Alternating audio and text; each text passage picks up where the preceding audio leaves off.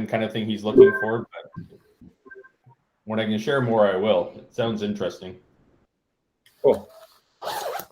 I found a hunting lodge up in sort of Quesnel, which I'm like trying to put together a group of guys to buy it, and then we've got a guide that we're going to put in there, and it's like it's so fun, but it's so time consuming. It's like there's a lot of like cool parts of this business that are really. Does anybody know who's beeping? I'm trying to figure out if it's me. No, it's me. It's mine. Sorry. We'll be right back.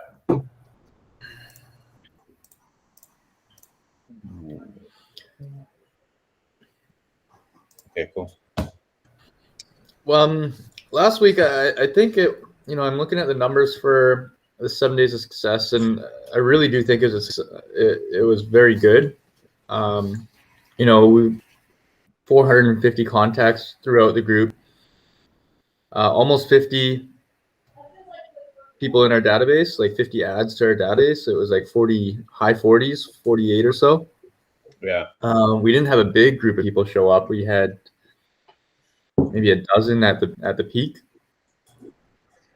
But because of that, we want to do it again sometime in January to start up the year for everyone. I think everyone would be motivated. In class would be so much more powerful and like just better energy if everyone's making their phone calls and they're in different parts of the room. They're 10 feet apart from each other, so you can't really, you're not listening to each other, but you're seeing everyone make the dials. I think that would be really cool. So I will say though, Hiroshi, like I wouldn't have been able to make it. I know. I'm in Abbotsford, and I just wouldn't have been able to make it. So I was actually going to request that you guys at least have a camera with a mic, But I have children I got to drop off, wives be picked up. It's an hour and a half both ways. Wives, more than one. I thought you were. Yeah, what's wrong with that? Not bound to. Yeah. Hey, Nick's married to royalty. You guys didn't know that. She gets chauffeured. The other side of it was we people that didn't join because we weren't in person, too, right? Well, what I'm hoping is that you have potentially a hybrid. That's what we're aiming to. Yeah. Yeah. Sure. Yeah. I think it's a. However, the last office meeting that Ron was hosting, the audio was horrible, and I don't think it's his fault, but like it was. It is Ron's fault. It's Ron's fault. I agree. Well, you know what it is. You can hear Ron, but you can't hear someone else. So if someone wants to speak in the office meeting, they need to come up to the microphone, or Ron needs to reiterate whatever was said. That's what I don't know. Like if Amon's there and he's a tech they have guy, to come up do to they the need one of mic. those proper desk mics that do a whole room? Because I'm guessing Ron was just using it off the microphone off his computer. The problem They have with a good Ron is mic. he can't sit still. Like he keeps walking around. Like I need to tie him up. Yeah, you weren't joking. It was Ron's fault. You have like Michaela in the back of the room who's like 40 feet away from that mic, and that no mic's gonna get that unless you got like someone with a boom or something in there. Yeah. So today, if we're doing it, we'll run a little bit differently. We'll sit still, and then if there's interactive, we'll just say, okay, everybody get that at home, and then make sure. And we've this is how we ran this last year and have done for a few years even interactive online. So we'll figure it out. And another point we might pivot to is we just do it every Monday for a month. So every January, Monday, doing the same content. So you get 4 weeks in, and maybe we'll just do the yellow pages this one day instead of the 2 day. Because I think we lost people definitely in the second half of the second day for the business one. Yeah, I think there's a fatigue factor for some people, and then at the same time you're also still trying to operate, still trying to do something out there. Yeah. Maybe a bit of a balance again, bit of a hybrid. We love to see people get fatigued off of from the activities that are being done. The reason why we started calling it Hell Week was I used to be in swimming, competitive swimming when I was, a teenager or whatever. And before provincials, the coaches would pretty much drown us. Like they would make us swim 5 times more, 4 times more than the regular weekly swims in practice, and they would call it Hell Week. And a week before provincials, we would go into the mental game and meditation and things like that. But prior to that, it's 1 week of pretty much drinking a lot of pool water. And they would just swim us and like yeah, you do feel really fatigued. And we meant to do that for a lot of people, pushing 4 hours of lead gen, more leads than people could handle. And then after the call, they have homework with handwritten notes and everything. And that's a really good way to grow into like past your glass ceiling. Mhm. And so it does weigh on everybody, but you know, we meant to do that for sure. And we'd love to see it again in January. Just 1 week of really intense phone calls, more leads than you can handle. You're like freaking out because there's not enough time in the day. And then you go back to work, but you know you can handle higher volume. Yeah, and you know, honestly, the guys that are on this call, most of you guys have pretty good, strong habits. But there's people that have never even picked up the phone, that have never called their sales, that have never talked to a business owner, never cold called, and just getting them to do it into some sort of a rhythm is great. And then for you guys, it's like, well, I know Nick, you guys make hella calls on your online leads, right? Like, I know because I saw your Monday, but did you guys call any Sphere? Did you use that? I tried to do everything that was The course. requested. Yeah. And I think that's one of the things, you know, it's even that the sort of cold calling within that farming area, you know, Yeah. and this is actually what I really appreciate is actually you guys saying, and in fact, I would love to sit down in more of a masterclass to see what you guys have actually deduced after your experience, where Hiroshi was saying, like, you've actually gone through the numbers with using the cost of sync leads to cold calling to door knocking, you know, to flyering, to see that value. You know, what are you actually spending? Because we're spending about 26,000, right? Like it's that's a year on leads, on lead gen. It's also for us.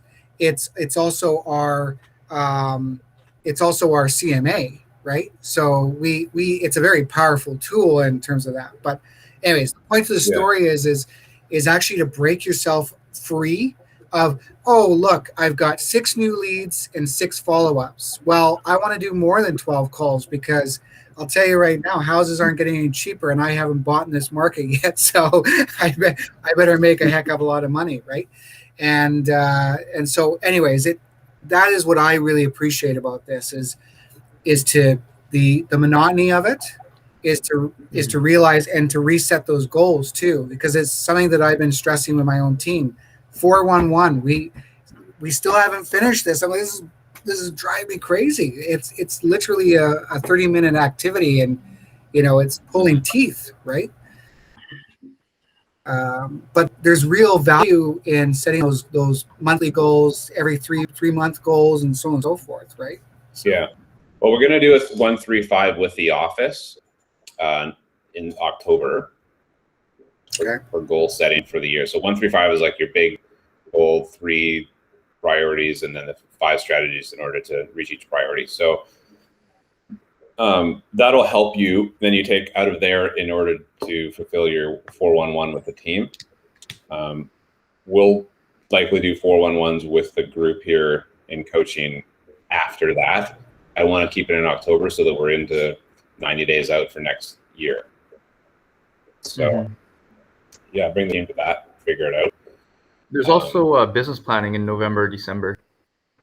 Yeah, I was hoping it would be in October as well, but I think it'll be kind of middle of first week in November. Actually, I think is what we're aiming for. Okay. First week, yeah. Nick, So- do you want to can you or will you share a little bit about what you're spending $26,000 a year on? If I heard Yeah. you right. So Sync is similar to, let's say, Command. And so the platform itself is, all the platforms. There's Fallout Boss. There's Sierra is another one. They're all about the same for the actual platform, and then everything that they include with that is you're getting a lot of the automation is built into that as well, and then honestly, it's ad spend. We spend about $1,000 a month on ad spend, which is essentially your lead gen. Ad spend's getting cheaper. Sync is still, we've tried Communities as well, which is a Canadian-based one. And we've probably tried all, even with our past team as well, we've probably tried all the 5 or 6 major lead gen systems, including Smart Alto. And Sync is the most reasonable for their ad spend. So You're sharing that between all of your people? Yeah, so we kind of have, we try to meet a minimum of 75 leads a month for our team per associate. That's sort of our commitment. And it's very similar to some of the other big teams out there is what they're providing. Anywhere from 75 to 150. Minimum 75 though. It's good. Yeah. So sorry, but it's really just ad spend. A lot of it is just the cost of ad spend, honestly. Yeah. And these are websites that say like, what's your home worth? Yeah. Sync tries to, what they have now is essentially the trackers. So this is the algorithm does not actually process or tries not to process that person until they've hit a certain number of basically like cookies attached to them, right? So they don't want just random people. That's the only issue I have with Command with our ad spend through that, is that's just a sign up to look at the pictures, right? Where Sync is actively, they actually give you a breakdown of where those leads are coming from. Is it Google or Facebook? And predominantly ours are Google. Your Google leads are much stronger, Yeah. for sure. Yeah. So what we realized a few years ago, I built quite a big team, about 17 agents on it, and what we modeled after was a couple of the big teams in the States. And what they realized is that most people don't want as many online leads as you think. And the reality is that like the quality of life of following up on online leads is like, yeah, you start out here your first 90 days and then you plummet. And so just team building, as we can talk a little bit about that. They only want about 20% of their business to come from online leads. And that's where that sweet spot is. And so A, it costs you less money, but B, it like gives them a better quality of life. And then at the end of the day, there's a harmony there that they are prospecting based with a sprinkling of these leads on top to keep them busy. And that's more or less like my team. Like I probably give them 3 to 5 leads a week, just to like, hey, a couple here, a couple there. You're out prospecting, they're hitting doors, they're calling, they're networking, they're talking their sphere. So like the cost isn't, you don't need to spend as much as you think you do, because they don't treat those leads as well because they come in too much. There's too many leads, and then they get like 75 leads a week is nuts, man. And A month. It's a month, sorry. Sorry, well, whatever, 25 leads a week or 20 leads a week or whatever it kind of ends up equaling out to. It's quite heavy because it's great for this week and next week and the week after that, but then all of a sudden you're, a month in and you've got like 400 people to follow up with, and you're like, I can't keep up. And then eventually it's so much stress and pressure on them, and like you don't know who's good and who's lost, and you just lose it. Yeah. And that's where you guys probably have thousands of people in your database, but they're not getting enough attention in order to find, sift through to the quality. Yeah. If that makes sense. So like too many leads is actually a bad problem if you don't have enough people, and you guys don't quite have the volume of the depth on your roster yet. If that makes sense. I agree. 100%. So I would, just business owner, I would scale back those leads, scale back your expend, and say, I've been talking to the coach, whatever, he says, bring it down. I don't want you having a bad quality of life. And that's like the value add to them, is to keep the balance, right? Like if you have just this huge list of people that you can never keep up with, like that's just causes anxiety, and it's not really a good feeling about and versus the quality too. It's like, it's 3%, maybe you guys are 2%, you said 2.5%. We're probably yeah. And like, that's just like diminishes your morale after a while, right? Versus going out knocking and calling your sphere and talking to business owners, like that kind of stuff is like genuine relationships, and it's just easier. These online leads, you might buy them into something, but there's no loyalty. No, right? Zero. And they will buy with you and then go sell with someone else. Like you don't have that connection, and a whole business and a whole career built off of that is just it's sort of on sand, So I 1,000% agree with you. In fact, it's not our. I'm going to refer to each thing as a pillar, to the foundation of the team and the foundation of my of how I want to build. So one of the things I did take away from last week's training, as I said about the cold calling aspect, is to kind of almost break the monotony of just online leads in our system. And then, of course, we definitely absolutely want to focus on events. So we already have events coming up, and we've done some past. So at least for a year, and we're centering Karen Coffee. We actually have her full program, and her entire business model is events and like setting up shop in a restaurant, prior to COVID-19, and having clients meet them and at the restaurant, and having like that whole system of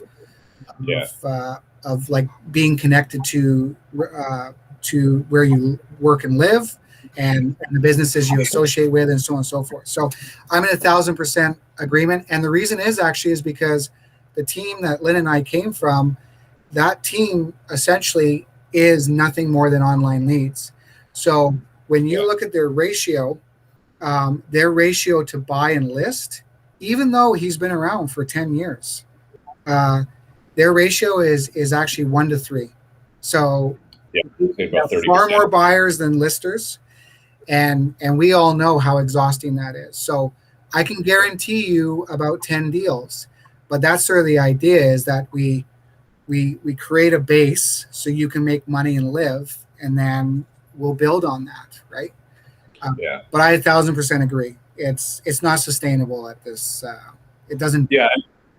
So what happens though is that you create that base, but you take so much time out of their week following up on weak leads that they don't get to go prospect or do, and the energy just is depleted by the time they go to talk to quality people, sphere friends, business owners, that kind of stuff. So there isn't enough energy left to push them into the right categories if they're talking to too many online people. So I would suggest scaling it back, keep more money in your jeans, more time in your team's pocket in order to add better relationship building skills. And, I'd rather them out door knocking 2 hours and calling for, I don't know, let's say they got 15 hours a week in lead gen. They're going to do 5 hours online and 10 hours door knocking. So do you find door knocking has, out of all of it, the most value? It's belly to belly, man. That's what this is built on. I mean, you create an army out there in the streets that's out knocking and talking, versus like you're connecting. It's just that much better, that much easier.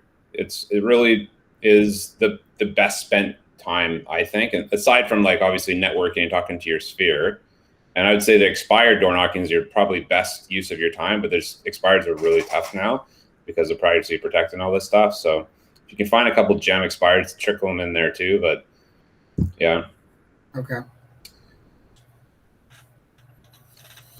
And it's Just one going to be a question. shift for your team. Sorry, Miles. There's going to be a shift in the mindset for you guys, especially coming into the winter, right? Like, it's not as easy getting, but you may want to like say, present it as like, why don't we ramp up for the spring and get out there and start hitting more streets in February or something like that. And yeah, leave it with you, but something to think about anyway. I've definitely been thinking about it, so I appreciate your thoughts on that. It's For sure. Maz, what's up, man? Well, Yeah. while we're not doing what we're supposed to be doing, groups and teams, do you think there's a sweet spot as far as the number of people in a group?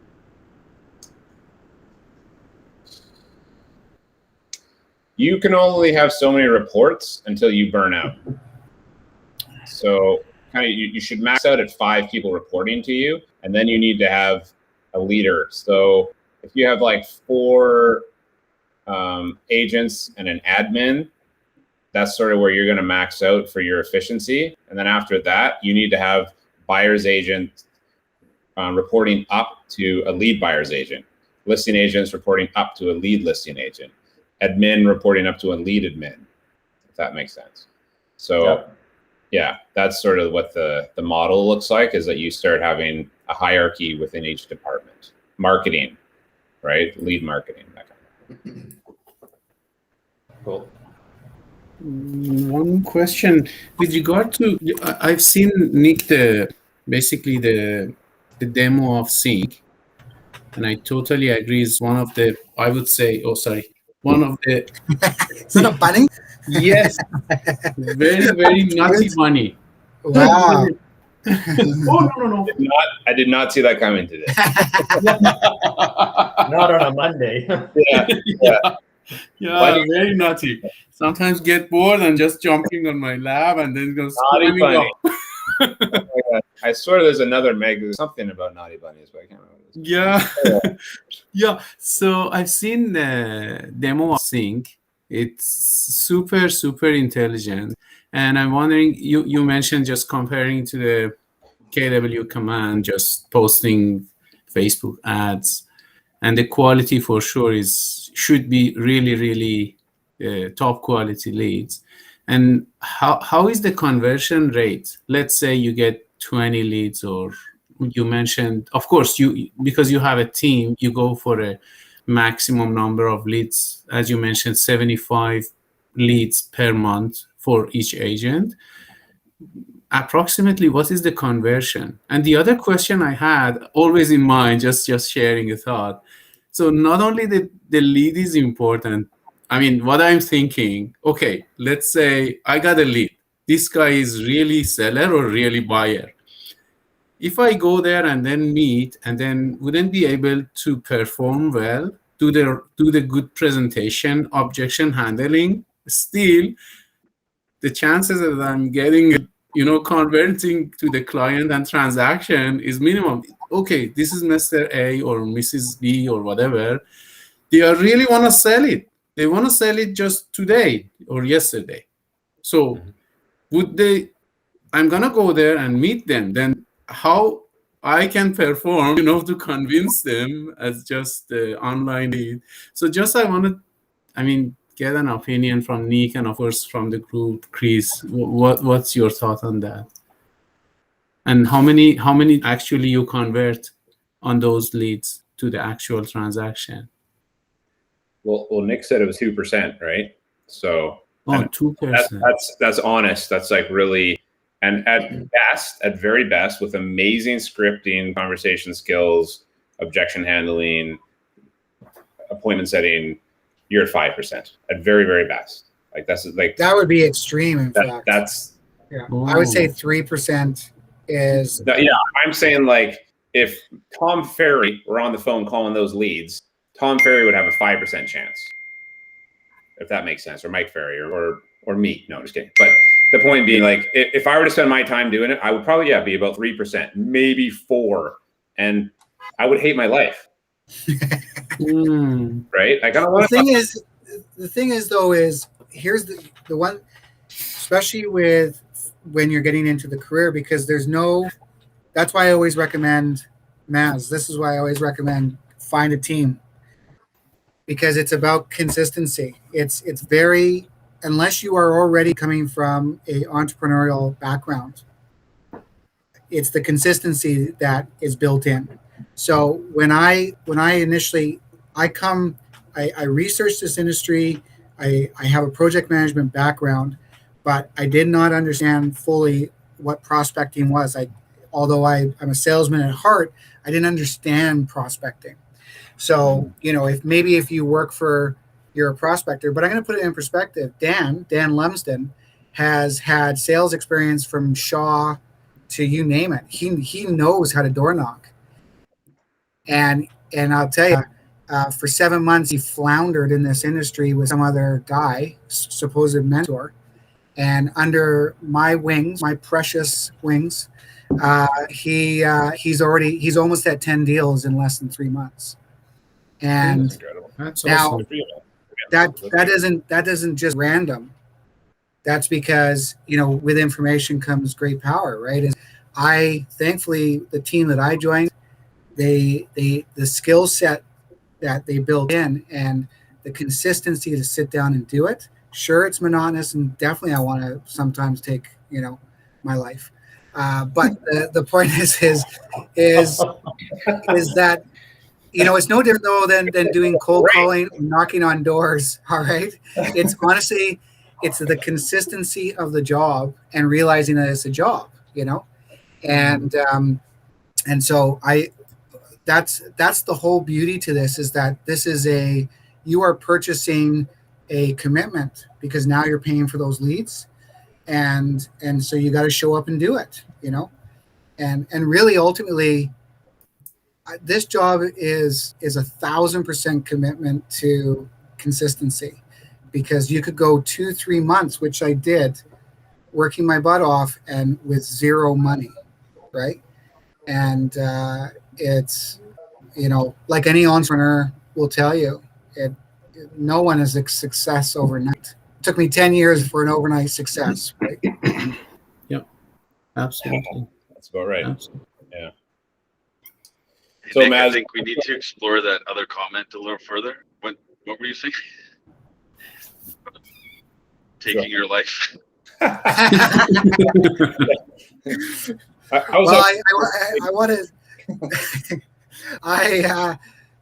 When we were transitioning, when Lynn, we had, because we couldn't take from our other system because they're not our leads, so we had to be running 2 leads systems, and at any one time, I was calling 300-400 people a week.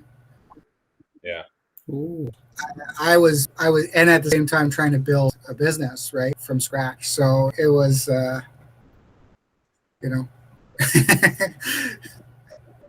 but that's all part of this, right? Is that you've put your head down and you're working and grinding it out, putting long days and nights in, and then you get to choose how long you want to carry on those activities for before you decide what your comfort level is. And yeah, is your 3rd year in the business? almost, yeah. Like it's like the reality is it's just, we'll say 2.5. Sure. But it's. I think my mindset though is I've always wanted to do this. It was just setting myself up for it. This isn't just randomly, I'm going to take my test. I think David was very similar. This is, especially if you have children and all this type of thing, you have to really, You got to commit. Yeah. and you've got to know what the commitment is. It's 7 days a week. Like one of the things that I did when I joined the team, we had a Matterport, and I ran that Matterport. I did all of our 3D scans, and I did every open house Saturday and Sunday. I called every realtor there wasn't a weekend I didn't do an open house for 6 months. Yeah. And in fact, I want to go back to that because it gets you that engagement, Yeah. You got to stay sharp no matter what. And it might just be on the phones. It might be at open houses, whatever the industry and, COVID or whatever allows for, but it's not just being working on the business. You still have to work in the business in order to be connected and be frontline. Otherwise you start to lose your edge, and that's dangerous. And then you start losing people or just losing touch, at least, and that's not where you want to be. So yeah, I'd stay and doing open houses. At least I try to commit to doing, I mean, prior to COVID again, at least one a weekend, just to be out there. And plus your sellers want to see you actually working, and people want to know that you're being a part of it. Right? So, Maz, I'll touch on this, and then let's get into, we want to talk about buyer consultations here. I know this is kind of a smaller group, so we can make it into a bit of a hybrid for what you guys need. Nidhi hasn't commented. I'm not sure if you're there, Ryan as well, or Brian for that matter. If you guys turn your cameras on, we know you're at least alive. But Maz, I would say keep your money in your jeans until you are really well versed in your conversation skills. Because any money you spend on buying leads that you're not going to convert because you're not prepared to speak to them, you don't have a follow-up system in place, all that's just going to slip through your cracks, and you're not going to have a conversation worth closing a deal for. And then getting to the table, you're not going to, like, these things need to be rehearsed and practiced to the point where it's like a streamlined system. The follow-up system being a very big part of that. But most importantly, like, if you don't have that system in place, don't spend money on leads. I've seen too many people come to coaching and they're like, I just spend $500 a month. And it's like, well, now your budget's going down, but you're not actually, again, are you earning money to pay for that $500 a month? Or are you just putting money out of your savings that's eventually dwindling to the point where you fall out of the business because you haven't committed? And I've seen guys with like 10,000 leads in a CRM, they're doing under 1% deals that are in there because they've bought all these leads, but they don't know what to do with them. They don't know how to have a conversation with them, let alone follow up with them and then get to the table. And it's like, anyone can create leads, anyone can buy leads, but who can get that lead down the pipeline to the finish line? So careful. Totally. Yeah. Yes, absolutely. Yeah. Absolutely. So having a mentor or a coach or a system in place in order to do that, then you may look into the online lead. But you can do it on Facebook. You can go on and just post a couple, or here Craigslist is free. You want some online leads? Just go to Craigslist.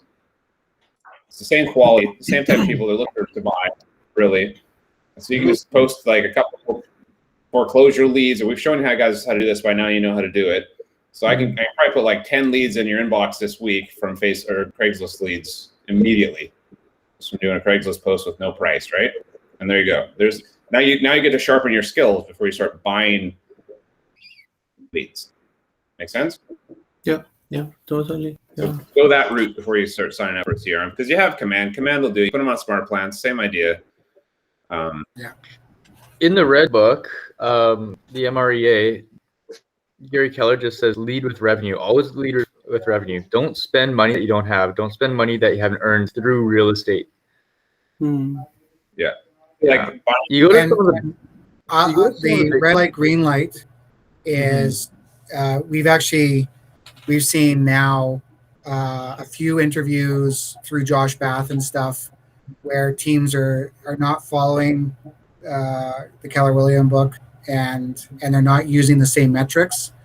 And I will tell you, we are 100% following the big red book. It is the anytime we deviate, we always go back to red light, green light. And in fact, Chris telling me about leads is I 1,000% agree in scaling to make sure that we're at the minimum meeting that 1%. Yeah, that's it.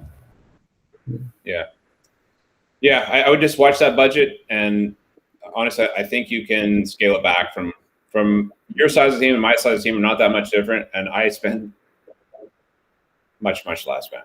And more before you were saying like on your ad spend and stuff, or even just your flyering, that's actually the stuff I'd be really interested in, Chris, is you and Hiroshi talking about you've actually sat down and kind of gone through the numbers seriously. And so I would love to hear that maybe at a later date. Well, I'll tell you, my printing cost is about $1,000 a month from all the flyers and whatnot, not on top of like brochures and feature sheets, because those come from a different printer. So call it probably $1,500 in printing costs a month, and then I have about $800 a month in online leads, which I'm scaling right back. I'm now probably about $400 a month, and I'm going to use Facebook leads through Command because I'm getting better quality leads through Command and Facebook leads than I am from Bold leads, which I'm paying about $800 a month for. So on your Facebook, are you using your listings or are you trying a different method? Yeah, we went listings for a while and they're crap. They're crap. Like that's what I found. Yeah, Is like zero conversion so far. But I mean, it's early, but I know because I've done Bold listing leads and they're also crap, right? And buying leads are much more interactive and convert sooner, and they also want to sell anyways, half of them. So it's just like you get listing leads out of the buyer leads versus you get nothing out of the listing leads almost. I spent like 6 months on listing leads, just grinding it out, thinking I'm smarter than this, whatever, and it didn't work out. So we are. But anyway, the Facebook leads are now providing better quality through Command than what I'm paying someone else to do. So you guys have access to do that for minimum. I think I spend $30 a week on ad spend, which I was spending $250 US, so like $300 a month. So I'm like literally cutting it in half, better quality, more than half. Would you be able to go through that of what you're setting up, like how you're setting up your Facebook leads, your Facebook ads, sorry, through Command? It's real simple. Yeah, I mean, they're just like, I'll go look up a foreclosure, and I'll stick a foreclosure in without the price, and I'll grab the decent photo, and I just say, looking for an investment opportunity. Like people just grab onto that. And that's just don't put the price in. Real simple. Online foreclosure, estate sale, either of those, and that's enough of a hook for, we're getting 20, 30 a week from that alone. Yeah, okay. From one ad, right? So it's about $1. I think just over $1 a lead.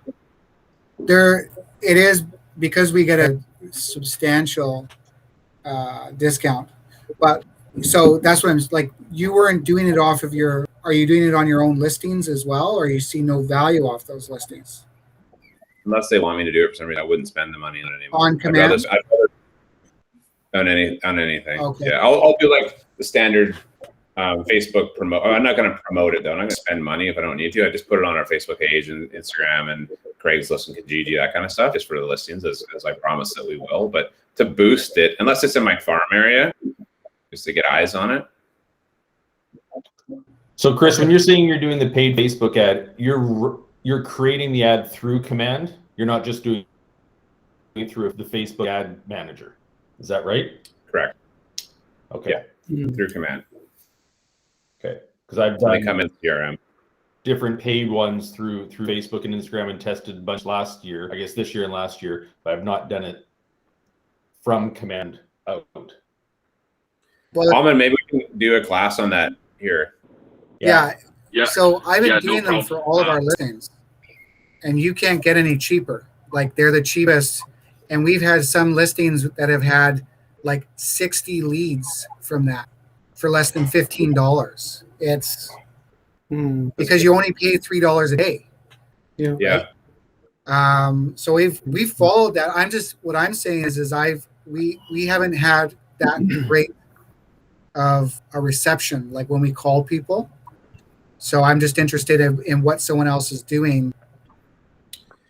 I don't know. I think it's partially because it's these foreclosure leads. You just convert them into a regular buyer with the right script. Like these people are out, they're shopping, look for a deal. They're active buyers, and you just say, okay, well, I appreciate you looking for foreclosures, but here's the reality: foreclosures aren't really that great of a lead, or aren't that great of an opportunity, because you probably see a lot of shows in the States where you can go in and these auctions are significantly less than market value, but up here they get bid up to market value, and then you end up with a house that's as is, where is, which could potentially have all kinds of pitfalls, and that's kind of scary. And would you be interested in also seeing estate sales, which can be just you don't have to go to court, you just end up in a regular contract, and then you can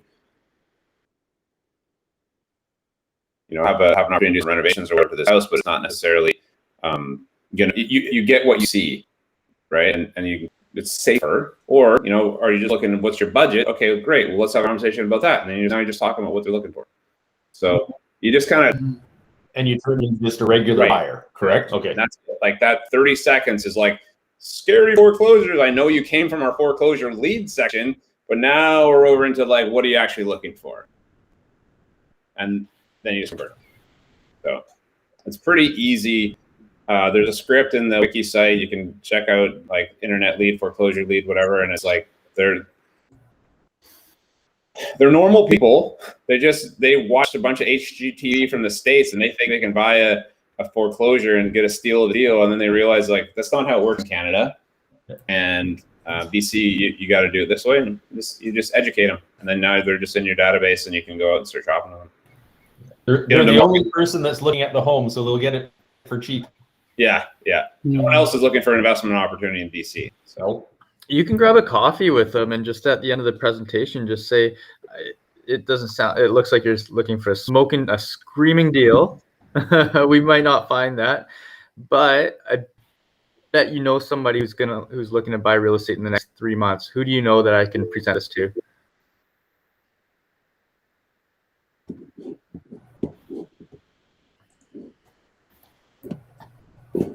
let's stick it in here, Brian. You should be in.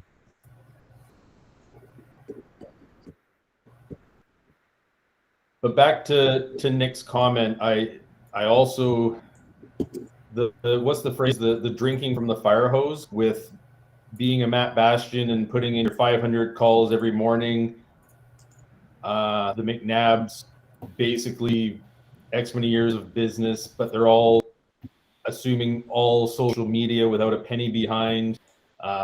Door knocking 500 homes a week. Like there's a lot of different avenues that I think we're all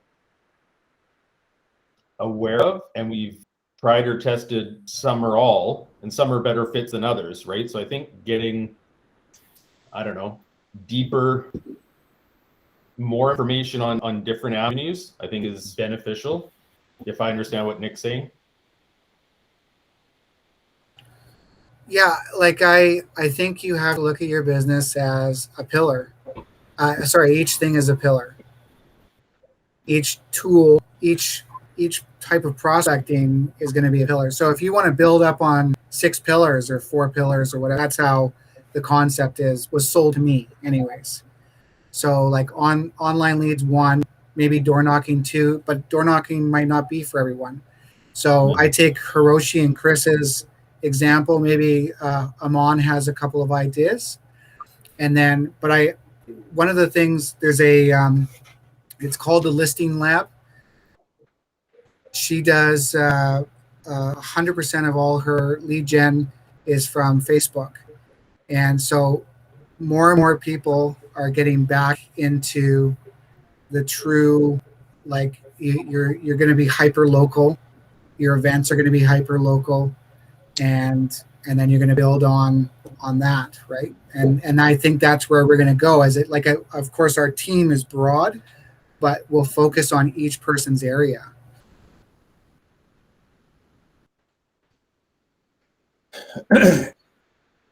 Yeah, I mean, end of the day, I think you need to be able to door knock your listings. You need to go flyer around your open houses. You need, like that's just a thing that is I would expect it as a standard for anyone on my team, that they're not willing at least to go pound the streets around like 10 doors on either side and across the street from an open house or a new listing. You're missing a huge opportunity. So if you can get them to do that, you're as a standard, like Mike Huber, who does a little bit of business, will go out and like he's still does it to this day, right? Goes out, just pounds the streets on either side. He knows if he hits 40 doors around every listing, on every list and every sold, he can just like build his business that way. He doesn't have to think about it. The Facebook method with the Listing Lab, I follow her. I understand the concepts there, and it's not my best use of my time. I think that she does a great job of it, and I think you can build a whole business enterprise off of it. You could look at Instagram or TikTok or whatever else too to connect with enough people. I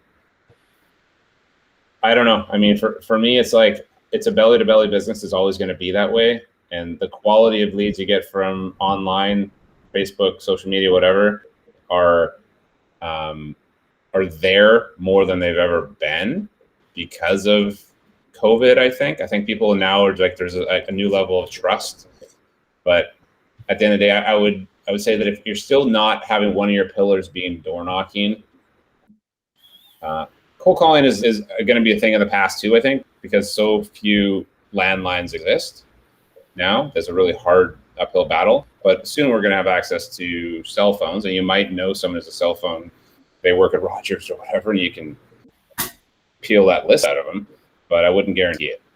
So that being said, if you're, going that one of your pillars being the Facebook Listing Labs type business method, then like by all means I would use it, but I would not.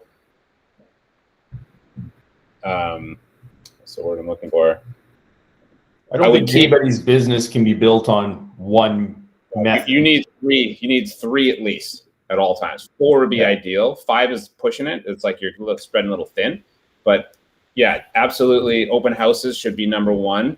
I would say for a new agent, the best way to be motivated out, like shopping, people that are like purposely out there. So you guys need to have an open house skill set in your repertoire, whether it's online, social media, whatever. And I would say door knocking is the third. We used to say expireds for sale by owners. That could be another one. But there's got to be at least one prospecting base, outgoing, heavy conversations, right? So your cold calls can be replaced by online leads if you want to pay for the online leads. But the conversion rate's the same, you guys.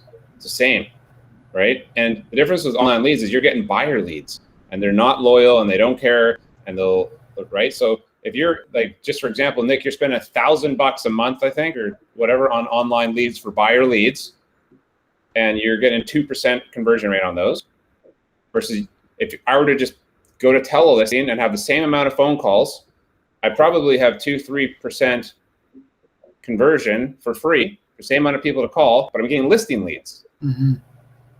So I just, for me, if I'm bringing someone onto my team, and this is something that we did in the past, I've been gentle with the recruiting, is that we say you need to do a minimum of 500 to 1,000 cold calls before you get full access to the team, just to build that habit, right? So you're just going to go through telelisting, and when you come in and you say, okay, I've done 500, okay, well, how many people did you add to your database? Okay, great. Now you got some people you can work with. Okay, so what's your follow-up plan for these people? Okay, great. So I can coach to that. So I got freaking fruit flies in my house. But yeah, like that's a really easy, but now instead of like paying $1,000 for that person, I don't know if they're going to really follow up with them. I don't know like what their skill set is, but now they're building phone skills. They're building confidence. They're creating habits, right? So you can do that with telelisting for free. Here's a phone book. This is what they used to do, is you join a brokerage, you'd be like, here's your phone book. The leads are in there. And you just call, right? Go down the numbers, right? So yeah. It was my rant, I guess. Didn't Ben Kinney do that with a new agent? Someone was, almost on their way out of the business, saying, real estate's not really working for them. And then, thanks. And then Ben Kinney prints out a list on an Excel spreadsheet and says, these are leads. These are like the Glengarry leads. Call them all.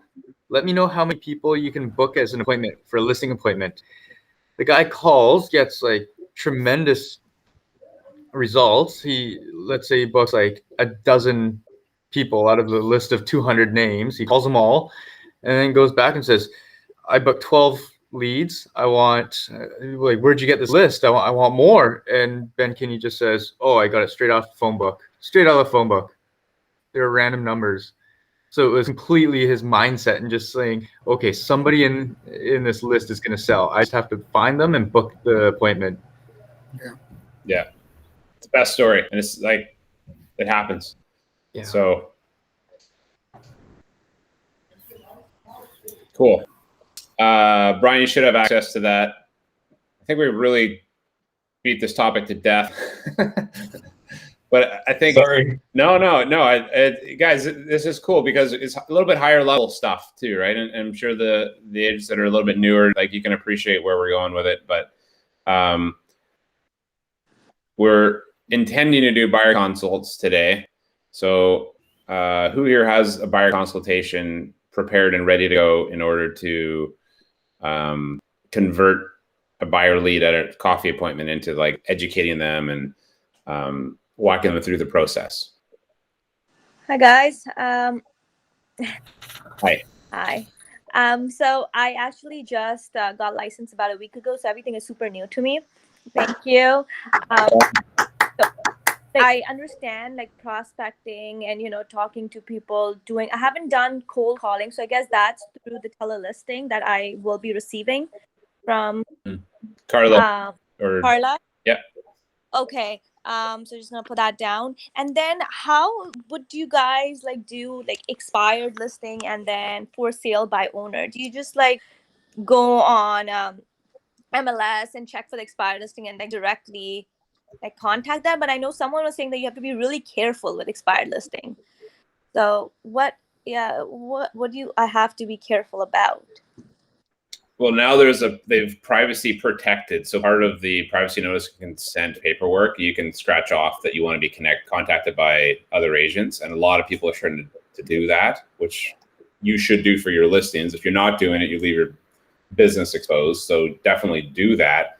Yet in the last 6 months to a year, more people have picked up that that's an opportunity to protect their business. So it's less and less people that are not privacy protected. And in Ontario, you're not allowed to call expires, for example. So it's not even a part of their business model. For here, Hiroshi and I built our business calling expireds and knocking and just following up with them. And we'd sell, a couple dozen a year to expireds, which is nice to add to it was one of our pillars, right? And now it doesn't really exist. So you probably out of 100 expireds get 5 to 10 that are not privacy protected. And I find that a lot of them are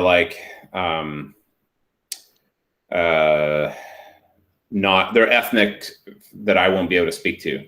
So they have a Chinese realtor and it's a Chinese seller. And I'm not going to go spend a lot of time chasing down someone I can't pronounce their name. So I don't typically go down that road anyway. So it's a very limited amount of opportunities out there now. Mm-hmm. For sale by owners, you can go to Craigslist. There's a for sale by owner site. It's not great because they're usually out of date. But okay. Yeah, so you can go to Craigslist and look up for sale by owners by owner. Okay. And so that you just kind of get in there and offer some opportunity to review their home for your potential buyers or just get to know the sellers. And we'll go through it one day. We have a system for working those. Okay.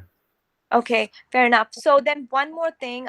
So I'm trying to do as many open houses as I can, okay, to meet potential clients or whatever it may be. So I met in terms of the language, right? So someone I spoke to, they're like, yeah, I do not have an agent. So I got their number, I got their name, but it's but I'm not the language. I don't think it's going to work out. So would I it's cool to kind of talk to someone else and know that he speaks Mandarin or he speaks any other language and then get him on it? Mm-hmm. Yeah, refer him out. Yeah. Okay. Or you might co-buy with them or whatever they're looking to do. So what I would say, you're very, very new to the industry. So right now you're learning a new language. Yeah. You need to know conversions at open houses, objection handlers, just the conversations that you're going to be having throughout every day. There's some that overlap a lot, but there's a bunch of scripts that we have in our wiki site that Brian was mentioning. So when you sign up for coaching, we give you access to all that stuff. And then we also I suggest that every day you're practicing, rehearsing those conversations. So if you're going open house, here's how the open house conversations go. You might get into in this group, you can chat and say, hey, Maz or David or Nick or Brian, whoever, Would you guys like to role play? Here's when I'm looking to practice my open house script or my objection handlers, and spend like 30 minutes a day practicing this conversation, and then we'll have the conversation with her, like you're at your open house or whatever. Okay. I think your voice was a little choppy, but could have. Is So it just me or? I'm not sure. Continue to join us on these calls, and we're going to continue to practice and rehearse. Like, for example, right now we're going to have a conversation about, is that me or is it? I'm getting feedback from you actually. Here. Oh. Okay. Anyway, like for example, for a buyer presentation, you're going to role play. Yeah, I think it's you. I'm bouncing back. Can you try me? Let me join again then. Was it me or her? I don't think I'm choppy. It was her. Right? I think it was coming from her. Feedback off of her computer back. Yeah. Okay. Yeah. Now it's okay. Okay. Try that there. So anyway, yeah, we're gonna have a conversation around buyer consults today and how you would like educate a buyer from start to finish, from like meeting the open house to having a coffee to getting pre-approved to going on a buyer tour to writing an offer to getting subjects removed to close and so forth, right? And so how does that process work? How does the conversation work? How do you convert, right? So that's, you're muted, but that's just one of the examples of it, okay? Okay. I got it. Yeah. Yeah, just keep joining us. We'll continue to educate you each week with a different conversation skill, we'll say. Okay. Okay. And Nidhi, Thank you. you're giving us the feedback when you unmute. Sorry. Yeah, your computer the microphone is picking up me speaking. So Oh. it's okay. So just if you want to talk, I'll just that's fine. Yeah. It's okay. You can talk. Just when I talk, you got to mute. So, H, does anyone, yeah. Wouldn't it be nice, eh? We got to get David to do that. I kid. So yeah, let's get into buyer consults. I got to sneak out a little early because I got a couple meetings today and I got to go vote still. So we'll get you guys out of here. But I want to run through buyer consultation. Does anyone else have any other questions? This is pretty much a hybrid class because we have kind of all levels here. But or if anyone wants to do their buyer consultation, I'd be happy to watch and give feedback too.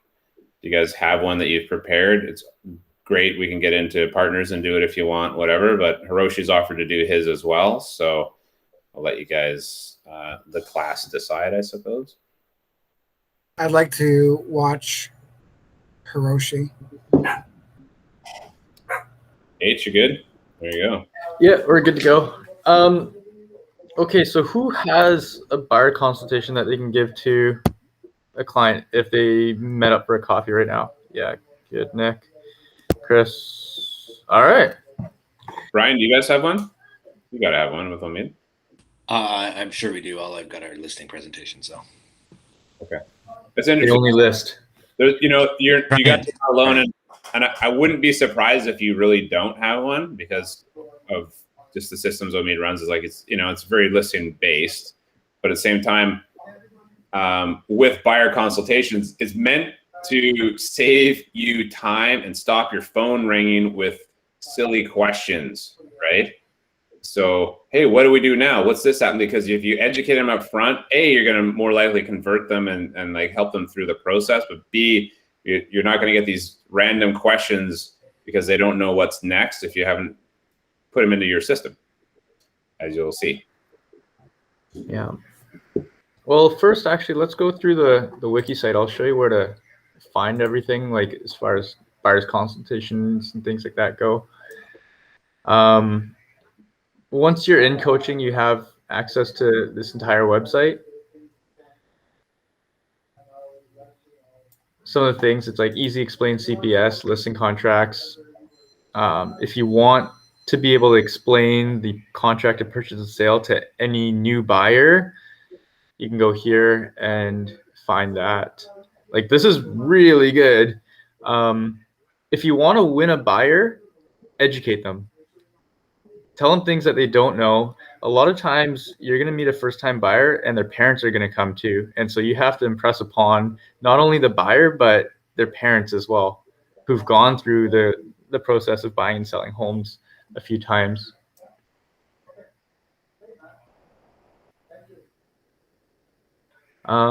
Presentation packages. So if you see where my mouse is here, you can go into different buyer consults and listing presentations that Chris has stolen.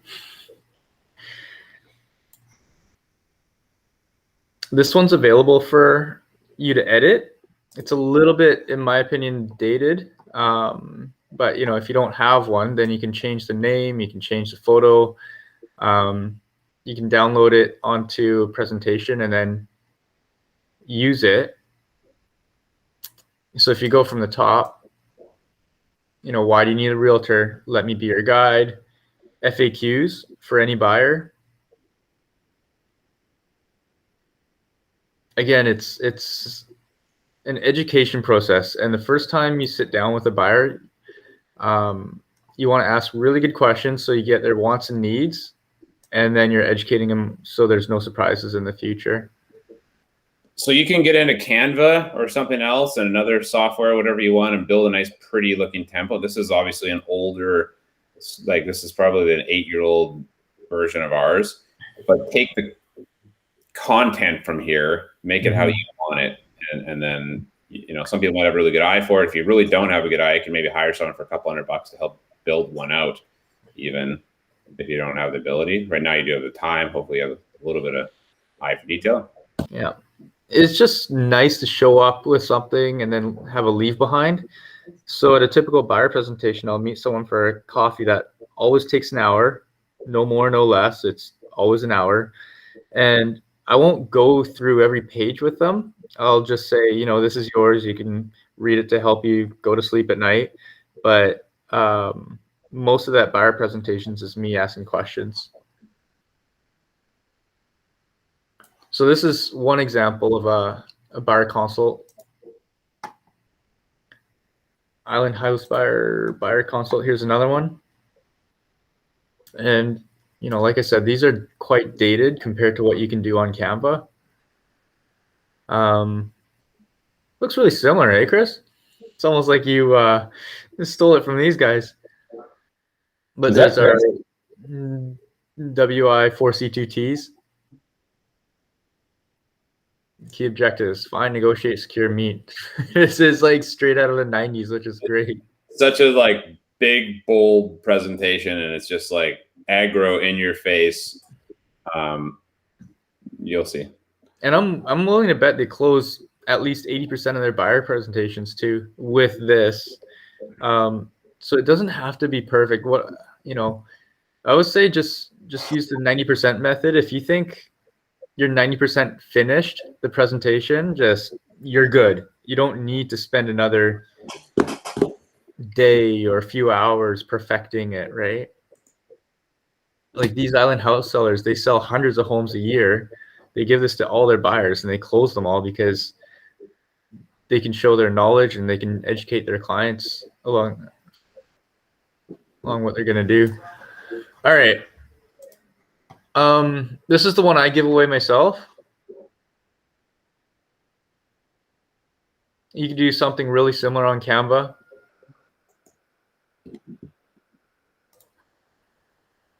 It's a lot of reading. It's not something I'm like super proud of, but again, it's the 90%. I'm happy to give it away.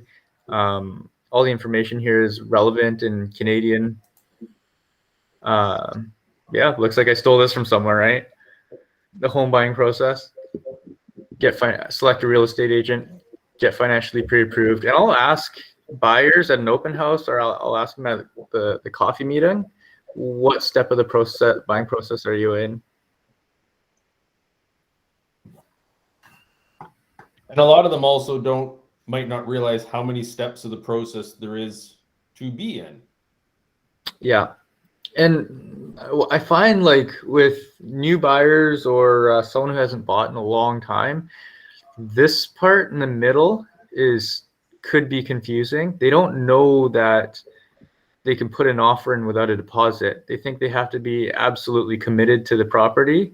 They don't know that the bank still has to approve the property even though they're pre-approved. So I like to make sure that they fully understand that as well. I've been surprised this last year just how many sellers / buyers felt that their deposit towards where they're buying, that actual cash was coming out of the sale of their home because they didn't have actual liquid money for a deposit. Yeah, and that's fairly common too. Or it's sitting in an RSP or something else, and it takes a week or it takes a few days to put into their checking and savings account. Yeah. Mortgage and loan process. If you don't have this, you can get it from a good mortgage broker. Why pre-qualify? I always say it's essentially making you a cash buyer if you're pre-qualified.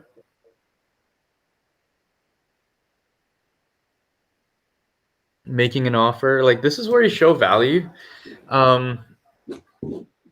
Every buyer that I work with now is extremely educated. They see on every realtor's website the process, the steps of buying. They can go on realtor.ca, look at every property. They know the properties more. They know more about their search and properties than we do. What they don't know is after they find the property and they want to put in the offer, that last 50 yards to get them a touchdown, to get them the home, to get them the keys is where they need help with. They need help with deposit structure. They need help with the contract writing, structuring the dates. And then they need to know that, everything is normal. If the seller all of a sudden wants to take their chandelier or their chest freezer, is that normal? Like how do they get compensated, etc. And that's what we're there for. That's where we bring value to the buyers. Home search. Your wish list, I get it. It's a lot of writing, but this is why I don't go over each page with the buyers when I'm at the coffee. Your wish list.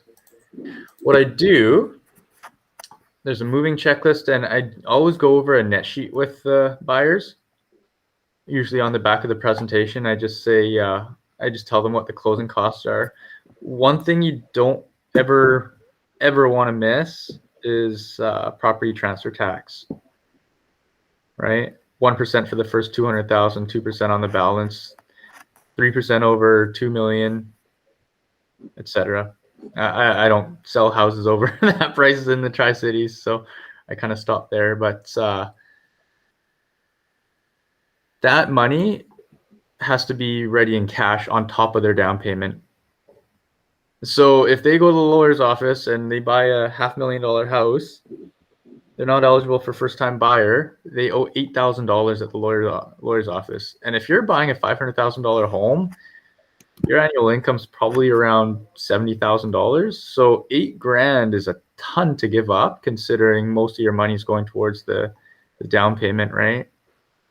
And so I reiterate it a few times. So I go over this with every buyer, even if they seem quite sophisticated.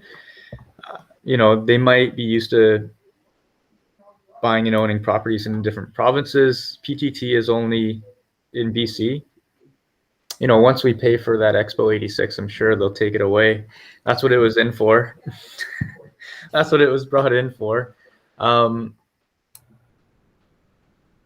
Every time you sit down with a first time or a buyer, you have to go over all their closing fees. And people love this. Like they're learning. Sometimes they don't know about prorated costs. Sometimes they don't know about what the legal fees are. I've noticed that legal, I don't know about you guys, Legal fees have gone up. They're $1,200 to $1,500 now. I stopped saying $1,000 for legal fees. I had a client use BTM, and they were $1,350 for closing title fees with a mortgage. So first you need your down payment, of course. Talk to your mortgage broker. It's probably between 5 and 20%. Property transfer tax, we've gone over that. Legal fees, again, $1,500 just to be safe. And then you'll have your prorated taxes, strata, utility. And so I just say prorated taxes, strata, utility. I take half of the property taxes, and that's conservative. That's safe. Any kind of money surprise for the buyer, it's a really quick way to lose referrals and clients in the future. And moving costs. Hire a mover, best $600 to $800 you'll ever spend. Anyone over 25 years old, they shouldn't be hiring their friends for beer and pizza money.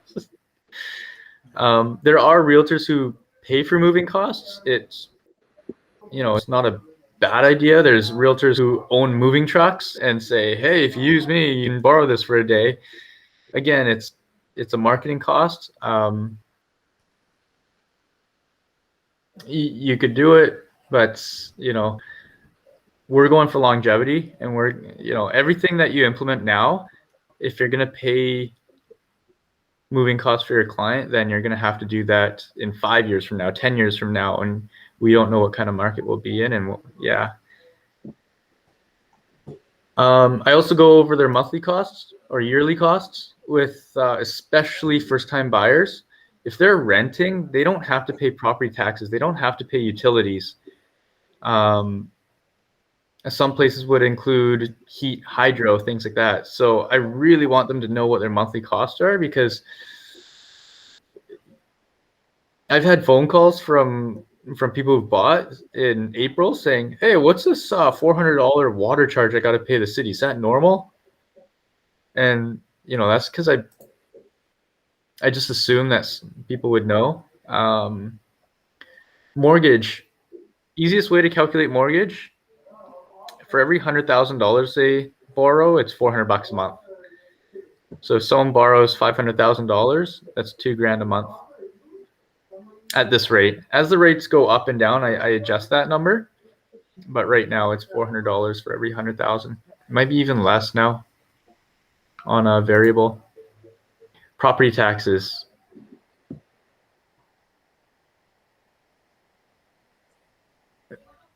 How much do you get as a discount for property taxes if you live in the property, if that's your principal residence? Like the homeowners grant? Mm-hmm. I don't know what the percentage is. I know I check the box every year. Maybe like 565. $570. Yeah. 70 there. $570. So some people will balk on that property tax as you go city to city. Like especially if you go to Port Moody or Pitt Meadows, some of those smaller cities do have much higher property tax rates. Just let them know that it'll be $570 less than the gross amount that's on the MLS listing. Also check the MLS listing, because I had one that was like really low and it turned out that they just had the wrong number. I was showing the property over the weekend, and yeah, it turned out that they filled it out wrong, which is weird. Realtors never make mistakes. Insurance. Make sure your buyer has insurance, especially now with condo deductibles going to $50,000, $100,000, maybe more, $100,000.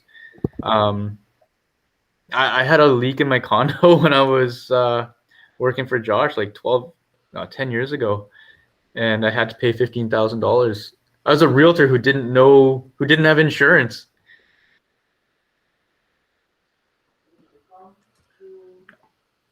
To any first-time buyer, because I've had that experience now, I probably tell them like 3 or 4 times. Utilities, anywhere from $300 to $800 a year for the city. Cable, hydro, gas, internet. So to any homeowner or to us, this might feel very obvious, but just to make sure I go over this with everyone, closing fees change, property tax, transfer taxes change, legal fees, they do increase with inflation. So just make sure they know that. But that's the thing, like, people don't know what they don't know. Right? Yeah. And some of the most dangerous people are the people who seem very confident. Yep, I got it. No worries. I don't need a pre-approval. Let's go. Yeah, this is we're very similar too, and we actually on the offer, I go to a website called Home Closing Costs. It's a Canadian-based one, and it quickly provides a breakdown. It's very generic, but it will show the accurate cost, especially for property transfer and stuff. Yeah. But we actually have them initial that with the offer. Nice.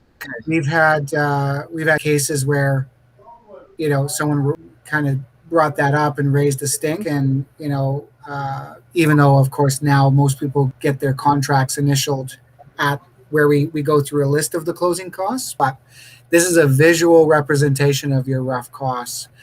I think your list is even better, and it's something that I think I want to include as well, because it is definitely, even with second, third time buyers. No? Yeah. You'd be surprised. Like, financial surprises are the worst for anybody. It's the fastest way not to get referred, and it's not even our fault.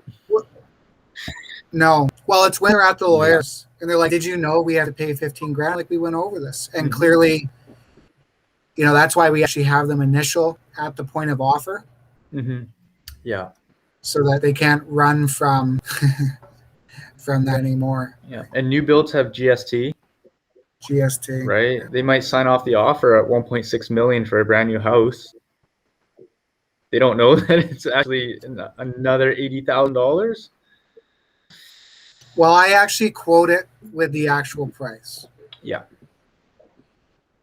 Good. What else do I got? Went through buyer presentation. Went through that one. So this website is quite robust. It's got all the scripts, tenancy rules too. So during a buyer's consultation, you want to go over, there's a lot you want to go over. You want to go over the market conditions. You want to go over the contract, perhaps inspections. Do you need an inspection? New build or not new build? And then you want to leave behind your buyer presentation. Usually what I do is after everything that we talked about, I'll email them in a step-by-step, just saying next steps, here's what I'm going to do. I'm going to put your wants and needs into the computer. So you're going to receive automatic emails for the properties. Make sure you send me the MLS numbers and the time that you're available. One of the biggest time wastes is, hey, Roshi, we like this property. Okay, I'll check if it's available. It's available. When you want to see it? How about Monday or Sunday? Okay, Monday or Sunday. Monday. Okay, what time? 5? Can't do 5. 2? Okay, 2. And it's just like, this all sounds like I'm complaining, but this is exactly how it happens. And if it's over email or text, it sucks. It's annoying because every time you get a text, you have to check a calendar, you have to go on MLS, you got to book the appointment. And then there's like others that come up. It's, try to minimize that kind of communication and just educate them into how they're going to talk to you at that first appointment. I'm going to send you a whole bunch of listings. send me a list of the MLS numbers only, not the address, not anything else, just the MLS numbers and the time that you can go. I got into the habit that when they would send me via text just the MLS, I'd plunk it in. I would send them back the screenshot of the available time slots for that day, like from TouchBase, Nice. red, yellow, what's available. And they would go, yep, we'll take the 6:30. And on good clients, I'd literally be booking it in within 90 seconds of them sending the R number. Yeah. That's not bad. That works. And that's because, It's training, though. through COVID, we can't have two of the same times booked at the same slot. And so it's like I love that for TouchBase. Like, I'm grateful that they've improved their system so much that we can see when it's blocked out. I've also used that as a negotiation tool. We're negotiating on a house and we're trying to get the price down right now for a buyer. And on Friday, we said, here's our number, firm and final. And I looked at when they're showing and I saw that they have one showing on Sunday. And so when they were delaying, I knew exactly what they were delaying for. And then after the showing, I thought, okay, we're clear now. Yep. And they only had one showing over the weekend. So it's not like like we're under pressure. They don't know I know, but I still use that as a negotiation tactic. And also, it's a really popular listing, and I can see that they're getting 60 showings on over a weekend. I know I can prepare my client and say this one's going to go 100,000 over ask probably. Yeah. That's exactly what my last buyers that last weekend. I'm like, okay, do you guys recognize the red Volvo and the silver minivan? And they're like, yeah, why? I go, because they were at the same two houses that we looked at last night. I go, so they're our competition. And literally the husband was like, you're right. What the? And he got he's like the most quiet, nice guy. She's in charge of the house. He literally got all sports aggro on me. And he goes, what the? No, this is the one we want. And I go, okay. I go, so we'll go beat them up. And he's like, no, we can't do that. Like, Slash your tires. Just slash your tires. Yeah. Like in his head, he was like, shit, man. Like, I don't want them looking at the house that we want to look at, but that's what got him to literally flip the switch of this is a competition. Whereas the wife was on board like from weeks and months ago. It literally took him to see physically same two cars from the night before to go, shit, man, I want to pee on this house. I want it to be mine, right? Like he wanted to mark his territory before like money was spent. It was awesome though, because literally when it came down for offer time, it was with Taryn in the office and I go, okay, our offer's in first. It was a very strong offer. And she was nice enough to say, hey, you went in first. So we thought we'd give you you had a strong offer. You're no longer in the number one spot right now. And we've got 8 offers, 3 are cash. And I think 3 were subject free. I went, okay, give me a few minutes. I went back to them and they're like, seriously? And long story short, they came up priced like 3 different times in a conversation, and now we've got it, I hope. But it literally took him a physical recognition to realize that it's a competition. So I do want to. What's the consultation form called? Buyer Lead sheet. It's called a lead sheet. So if you're on the wiki site, go to the lead sheet. You can print off a dozen of these things because you will need them. You'll need a hard copy. If you're scripting your buyer's consultation, use this as a template. Buyer's lead sheet. It has every question that you have to ask. Another easy way to lose a client is they tell you they have a 40-pound dog and you start showing them apartments that don't allow pets. Or even worse, they put an offer in. You work really hard to get the offer accepted. You read the bylaws and, oh no, their pet couldn't get, they have pet bylaws and they can't get in, right? That's an easy way to lose a client. And even worse, if you want to get on the news, they go ahead with the purchase with their 120-pound Rottweiler, go into a building, and then they realize that they're getting kicked out on the first day of moving in. I saw that on the news a couple of years ago. And so this buyer lead sheet, it will go over. I still print this out myself. Like I memorized every question on here, but I still print it out because it's somewhere I can write down their contact info, their email, their cell phone number. Even has a place for their kids' names. What's the best way to get in touch with you? Is it WhatsApp? Is it text? Is it email? Is it like, I still have clients who need a physical phone call every time something comes on the market, but I'm going to talk to them the way exactly how they want to be talked to, right? There's buyer pre-qualification questions. Don't skip on any of these. Do you currently rent? Do you currently own? Do you have a lease? These are really important questions to know and understand for your buyer. There are hard questions on here that surround money as well. Are you paying cash? Are you getting a mortgage? And then there's a home search criteria here. How many cars do you have? Of course, that's important for parking spots and garages.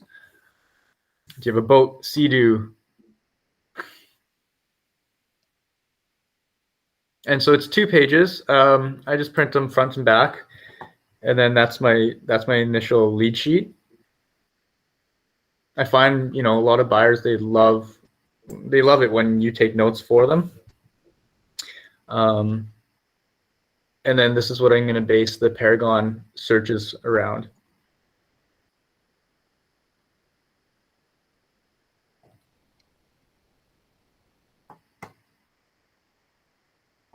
I'm going to post this in here just so you have it. There you go.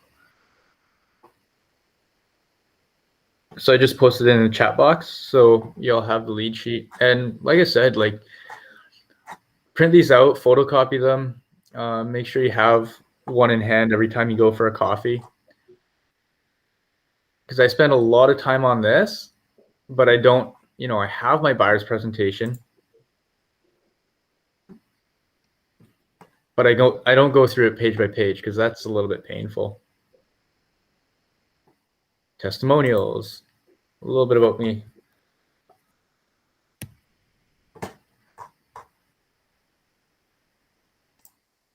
Any questions?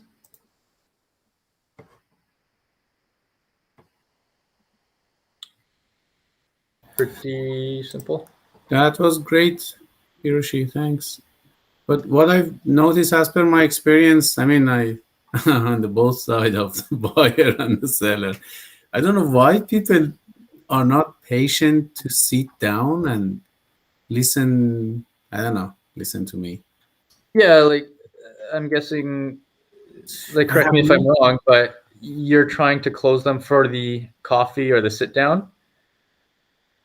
And people are saying, I don't want to, I just want to go see houses. Exactly. The two things. You're dating them at the coffee shop. You're not asking them to marry you at the coffee shop. I know. They meet me there. They have a coffee, and as soon as I open a laptop and start talking, so they pretend as if they know everything, and I'm wasting their time, and I hate doing that. I hate continue something that, even if I'm saying something in sequence, and then sometimes everybody feels that, okay, the first and second point he might know because of the eyes and the reaction, body language, and then the third one he doesn't know, but they still don't want to stay and listen. And then when we go through the process, then they keep coming back. Okay, what's the next step? What's gonna happen? When do you need? Do you need money now?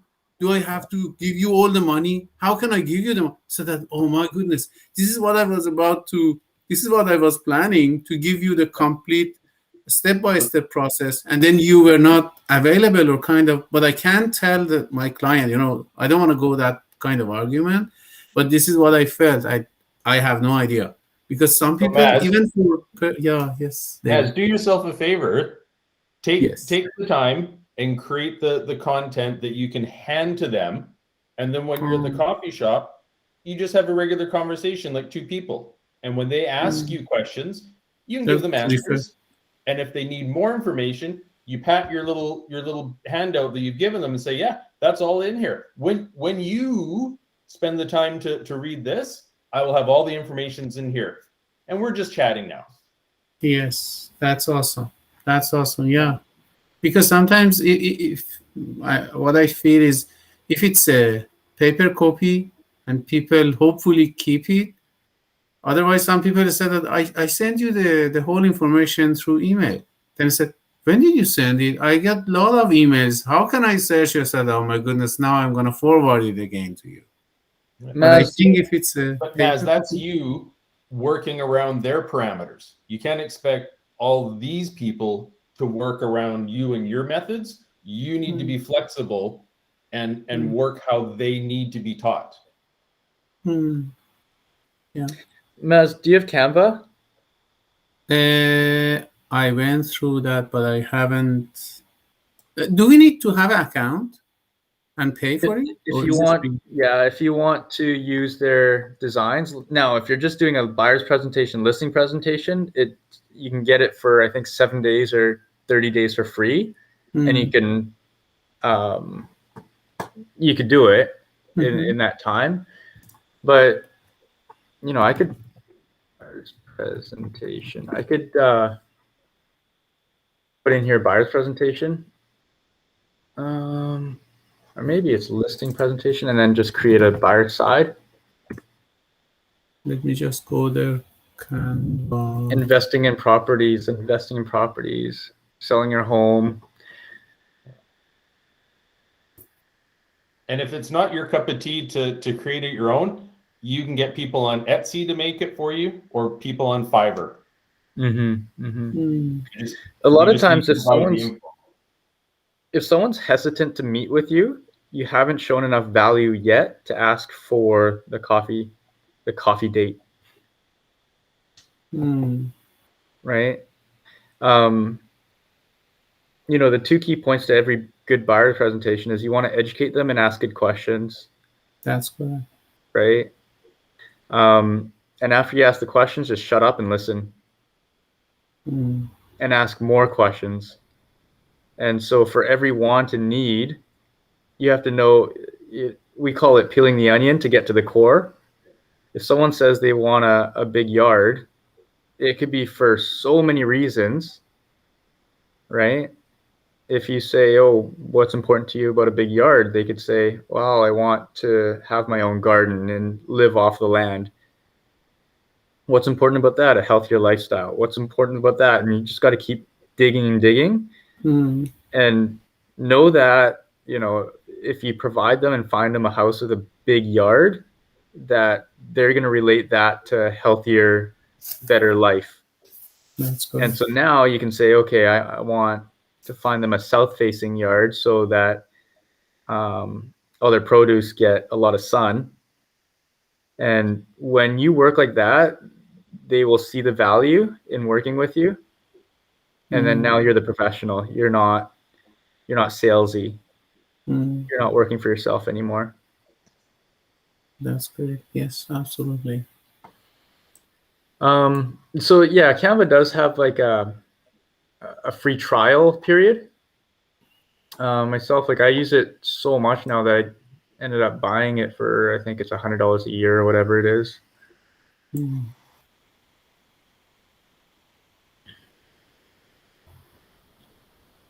But yeah, you could take one of these and have or you could, use this editable buyer console and make it your own. Yeah. And then that'll be the giveaway. I don't take buyers onto buyer tours until I meet with them for an hour, because I can't even do my job. And what am I showing? I'm throwing darts at a wall and showing them random properties that they might want until I meet with them. If they're very pushy, if they're really pushy, probably once in the last 2 or 3 years, I've shown them a property, but I booked the coffee meeting right after. I'll say, yeah, we can go take a look at that, but let's go for a coffee after and we can talk about it. And then they became my buyers. All right. And then in terms of the hand printed copy, what would you two guys? I mean, would it be a like a I don't know, is a glassy polished page expensive, or just a normal print out of your printer, laser print, and put them together in a binder, or what? Would be the For kind of for not good- so cheap, not so yeah, expensive. for a good little while, me and Chris just used these simple duotangs that you get for $1 at Staples. Oh yeah. We used to go through so many of these till like we started borrowing them from each other. I see. Buyer presentations, listing presentations. This is like level 1. That's a kind of there are two clips of the metal one. You just Yeah, have a exactly. punch and okay.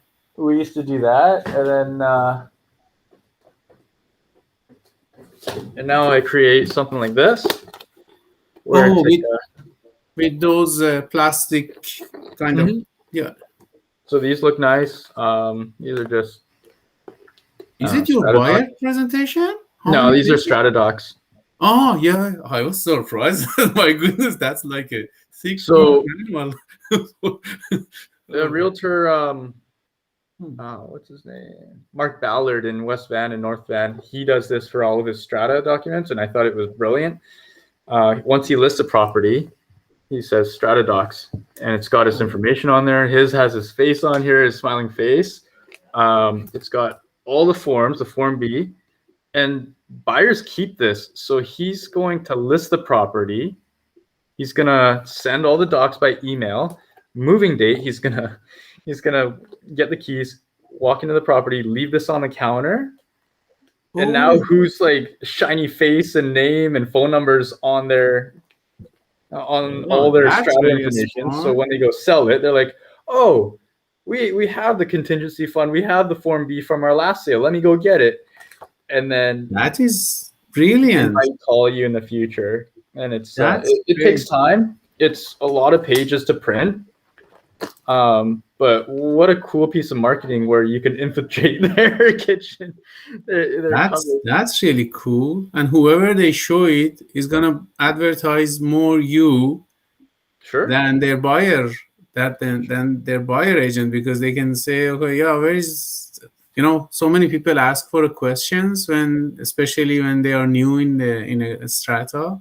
Mhm. I mean condominium. Then they go and said, okay, what's your contingency reserve fund? Where is your bylaw? Okay, now let me just read it through. So which hours we are allowed to have a party or noise, or where is my barbecue? Whether can it be kind of charcoal or propane? Exactly. So this is, this kind of coil. It's a little bit nicer than a duotang. This is level 2. Level 3 would be going to your printer, like Westwood Printing or whatever, and get them to have it on nice glossy paper. Like Brian probably knows what I'm talking about, like nice glossy paper, binded, and then you just print off a few dozen of those and then give them away. All right.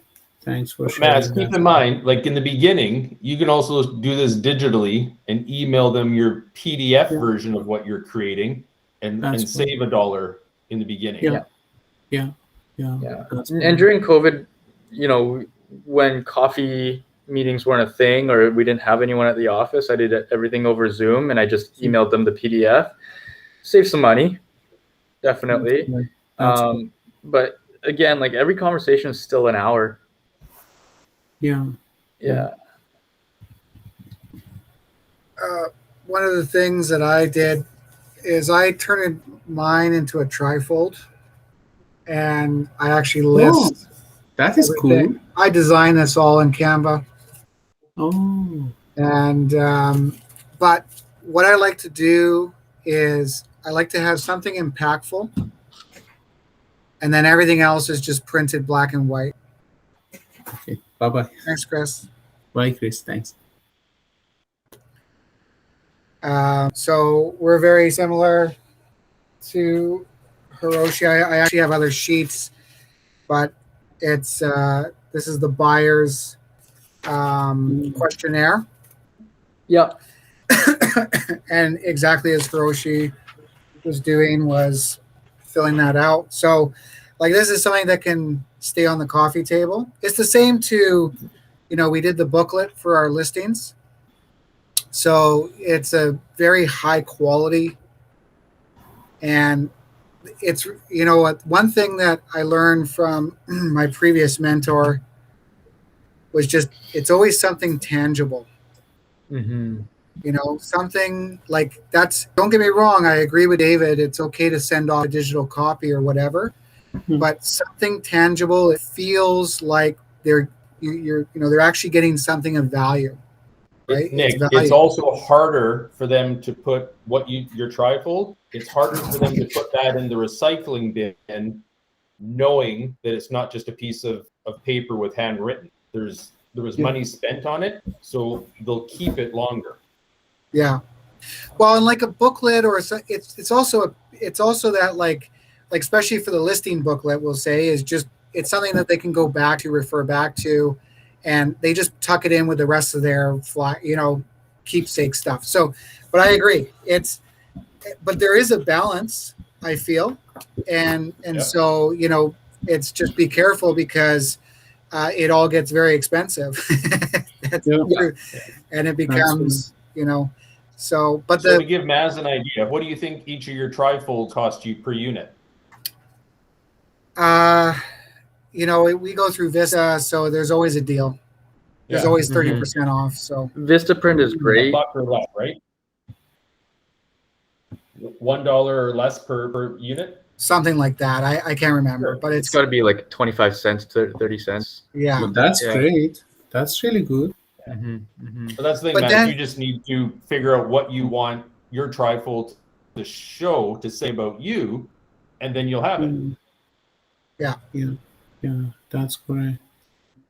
And the other question, okay, these are great. The other question I have, okay, if somebody, of course, it's not going to be a guarantee. Let me just back up my question. I have so many things in my mind.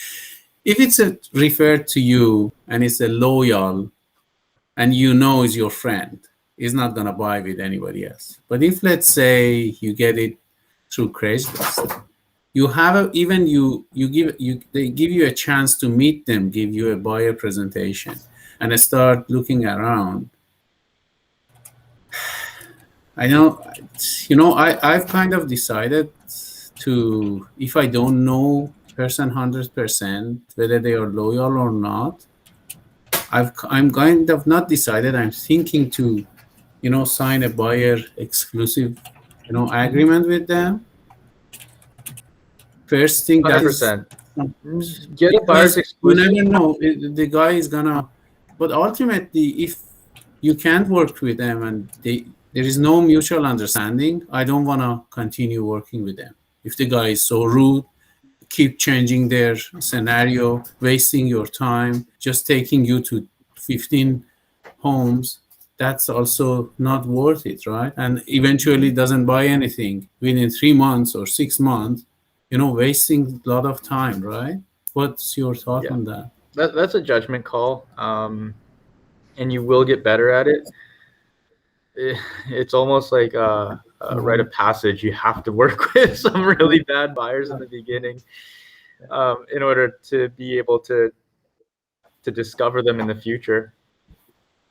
I actually think it's probably terrible advice, but I would take everything. Yeah, I would take listings buyers. the absolute worst human being on the planet, the best. I mean this. Yeah, Because I think this is where you begin to get your notches, and you realize, you begin to understand who you want to be, what you want to focus on. Yeah. And the extremes, like an elastic band, I think you need to go through those pressures, and then you're gonna build on that, because I really believe in the sort of army mentality of you need to be broken down to build yourself back up.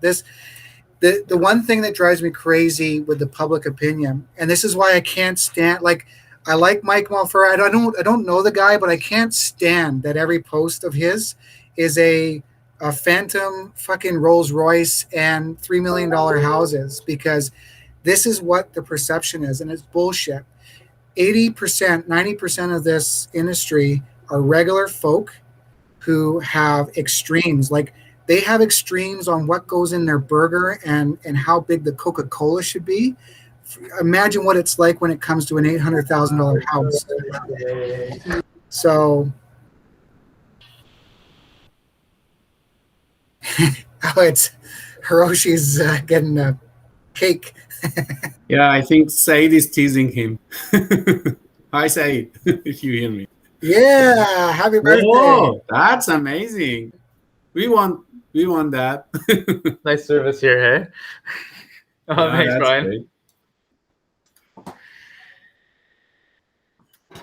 Yeah, but Um, Maz, to answer your point, you're an adult, and at some point you'll make a gut decision that it's somebody that you're going to try to work with, and at some point you'll regret it, and it'll be a lesson learned. And other people, you'll not be too sure about them, and when the transaction's all done, you'll go, wow, you know what? I'm really glad I stayed with that person because they were just super defensive in the beginning. They were just scared of the process, and you helped make it a good process, and you're now their favorite realtor, right? Yeah. That's and correct. Maz, like, I'm 12 years into this business, and I just like finally sold a client a house that they've been looking for 2 years. But I never thought to get rid of them because I always knew they had good intentions. Like 2 years ago, they could have bought the same place for 60% of the price that they just ended up buying. They went through all the ups and downs. They've put in offers in the past, never got it. Market went up. Like, they were stop go. It's not like I showed them 1,000 properties. I probably showed them 30 to 40, and then eventually they were self-sufficient, so they were going to open houses and showings on their own. But 50 houses, like, you don't know who you're working with in the beginning of your career. Like, you might think that they're really bossy and whatever, but maybe they're just like the average client. That's good. No. I totally agree. I've had clients searching for 6 months. Mostly, I can say average every weekend. We went for showing 2-3 houses. Mm-hmm. I mean, minimum 6 or 7 houses a month, minimum. But they never purchased it. They decided to stay in Toronto when they go back and back. So I'm still in touch with them. I have no problem with those kind of guys. I mean, I had only one incident, very bad incident. I don't know, out of the blue. I think the guy was a kind of not a stable mentality. And then I told him, okay, if we don't want to offer this one, we are going to lose this one. Whatever we have seen in the past, it was good. And I told you how much it's going to be selling. Now the market is slow. And then if we don't buy this, then I don't know, he got angry, saying to me some kind of nonsense and hang up. Then I didn't say anything. I was not rude. I was just talking to him. I don't know, maybe I don't know, Saturday morning, bad day or whatever. So that, yeah. And then I spent a lot of time for him over the phone preparing CMA for all, the properties that he was looking up all over the greater Vancouver area. You know how time consuming that? Okay, here is in one Coquitlam. Here is in half duplex in Surrey. Here is one in Mission. Just jumping back and forth. I said that, okay, you set your budget. No, the budget, if the rental income if it has more than one suite, the mortgage broker is telling me that I can buy a little bit. And after a while, it's just telling me. And the other incident that I had, and I was really sad, it was referred to me by a mortgage broker, a friend of mine. And then I was showing, I met them, I explained to them just verbally at that time. No, I didn't have a buyer consultation. I told them the step-by-step process just verbally. Take them out for a coffee, showed them through 3 properties. One day he called, and then that one day I had a kind of real, not an excuse, kind of real emergency. I took my wife to the hospital, and then I was not able to answer the call. Evening time, he texted me, and he was looking for a house, and suddenly told me that, what do you think if we offer this 2 or 3 apartments in Burnaby for an offer. Then I called him evening time, left him a message, text him, said that, okay, yes, these are great, this is good, this is blah, blah, blah. Never heard about him. Calling, and then after a few days or 1 week, my mortgage broker told me that, you know what? The guy bought an apartment. So that, what? Then I told him why. Because, and then he met him, and then he told him, okay, I've been in touch with Moz, and then he told me that he's just taking you around and then seeing, and then now you have an offer with the other guy, because the other guy is one of the famous Iranian, in our community is a realtor, and then he told my mortgage broker that, no, that team looks very professional. I just wanted to buy with them. So yeah, there's a couple takeaways. Like, as far as people's emotions go, we are dealing with people at their highest and peak of emotions. Like, yeah, people fall in love with houses and they have to have it, and we're in this business now. We're selling real estate. We're dealing with people at the very peak and bottoms of their relationship. They might be going through separations, divorces, whatever. So I've been yelled at like over the phone and cried to and things like that. It comes with the territory. Your wife's emergency is definitely in the forefront, and like, you can't always take calls, but aside from family emergency, you have to pick up your phone as a realtor. Yeah. Like, Omid, the guy who just brought the cake, he's like, if you don't answer a call, you're not a realtor. And he co-lists a lot, so he'll call people in the area. Let's say he's looking for an agent who speaks Farsi, or he speaks Farsi, who speaks a different language. Cantonese. He'll call them, and if they don't pick up their phone, goodbye. And like, as a realtor, if you call Don, Sheila Francis, Ackerman, like Denny Duma, any of the top realtors, they'll pick up their phone more times than not. Yeah, that's our job. Like, we got to be there. People are highly emotional. They're in panic situations. They have to write an offer. They have to. Everything's like go, go, go. Yeah, that's correct. Yeah, but I do sympathize with. It was probably just a really bad timing, just because your wife was an emergency, and that's definitely forgivable. But I don't know. Honestly speaking, that was not. Just the kind of branding, and some people, they want to say, okay, we bought with this team, with this big guy. That's a different conversation. Yeah. This is our opportunity to create that brand and be, have our clients super loyal to us because we've educated them, and we have the knowledge, the market knowledge, and everything. And if you do the buyer's consultation right, they won't go anywhere. That's great. Anyway, it's noon. Hopefully you guys got something out of it. If you have any questions, you can put in the chat box or call me, message me. Yeah, no, we weren't really on topic today very much, but I think there's a lot of good information. So thank you. Right on. I will say, I know it's a smaller group, but I do appreciate these. It's nice to be able to have just a general discussion and actually have dialogue and real questions coming in instead of sticking to the same pattern. Right. Yeah. But the only last question I have for you, Hiroshi, being around now 10 plus years in the business, is do you find that every year you're in, it systematically gets easier and easier?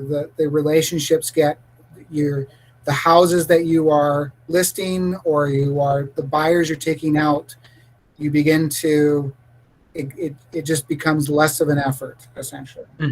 I'm in full control now. Yeah, everybody just goes with the flow, and that might be because they're referred to me and someone else had a good experience, so they're more willing to listen to me. I don't know, or it could be like the example with TouchBase and everything's just a better system the more times you do it. And so You've also reworked your systems enough times in the past 10 years, I'm sure, that you're now Mhm. smoother with your end and then getting Yeah. people to be smoother on their end, right? right, yeah, yeah. All about systems, guys. The hours of like man hours worked is going down every time I take a new listing. It's like, I call the stager, they do their thing. The client calls the photographer, and the Matterport, they do everything. So, through COVID, I didn't want to show up to those photo sessions, and that's how I'm gonna handle my systems from now on. Oh, right, Yeah. fantastic. You do just in general get more efficient, systematic. Yeah. And it gets more and more fun, and you got more free time, and it's just, yeah. We're buzzing. That's great to Yeah. hear. Yeah, That's definitely great. like year 4 or 5, you see a big jump, and it might not even be years, it might be deals. Like after you do 100 deals, you're going to see a big increase in your systems. And then maybe after another 100 deals, you're going to see a lot of referrals just come in, like flood in. Yeah. All right. Sounds Good. Cool. Then I noticed the chat box. Brian mentioned that. Is it your birthday, Hiroshi? Oh yeah, it's my birthday today. Oh, Yeah, that's no. that's awesome! Happy birthday! Thanks. Yeah, had a good weekend. Yes. Yeah. All right. Awesome. All right. Well, Yeah, have a good everybody. week. Thanks. We'll see you next Monday. But call us if you need anything. And Nitty, type in your email address if you don't have access to the wiki site. If you don't have access to the wiki site, type in your email address, and then we'll be in touch with you. Oh, Sounds Thanks good. so much, I'll do it everyone. right now. Have a good day. Thank you. Have a great week, All right. everyone. thanks. Have a great week. All right. Thank you. Thanks. Yeah. Take care, Bye. everyone. Bye-bye. So Nitty, we offer the coaching program for free, and we Uh-huh. meet every Monday. Okay. Amin said Carol's going to reach out to you, so you don't have to type in your email address anymore. Yeah, no, I already spoke to Carol, and then I've already sent in the coaching agreement. So I think it should all be Okay. done soon, and then I'll be joining you guys. Awesome.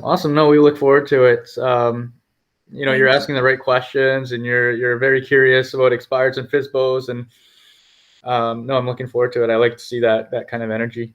Thank you so much. Yeah, sorry, I just go on and off the camera because I'm doing stuff. I'm still at home trying to do a That's couple okay. other things. But yeah. But Yeah. thank you so much. Thanks for Yeah. your time. Welcome to real estate. Thank you. Well, welcome right. to the real world. Yeah. Thank you. Talk All right. soon. Bye. Yeah. Talk soon. Bye.